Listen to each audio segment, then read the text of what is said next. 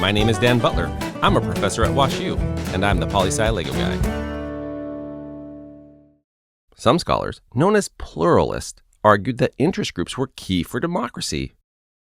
They thought about politics like it was a big food court. Pluralists thought that everyone, from vegans to pizza lovers, would have a restaurant for them. But that's not how it works. In practice, only the wealthy franchises can afford the rent. That's basically the story of interest groups in America. Pluralism is right that most interest groups are good because they provide information to policymakers.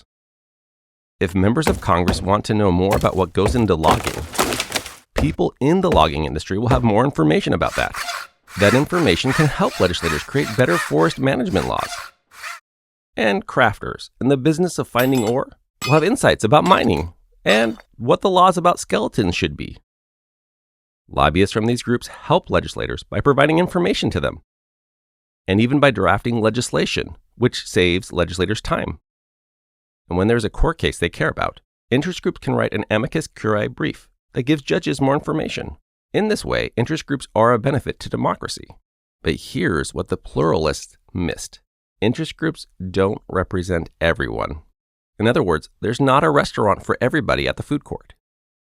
Interest groups form when the benefits and cost of a policy are concentrated. In other words, when some small group stands to benefit a lot if they get the policy they want. While we all love a David versus Goliath story, the truth is that when it comes to lobbying, the Davids of the world just don't show up to lobby.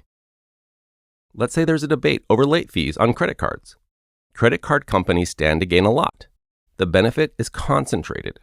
So they'll form a group and they'll lobby hard. But for the people paying those fees, the cost is spread out among lots of people. No one benefits enough to organize and lobby. The outcome will likely favor the group that organizes, the credit card companies.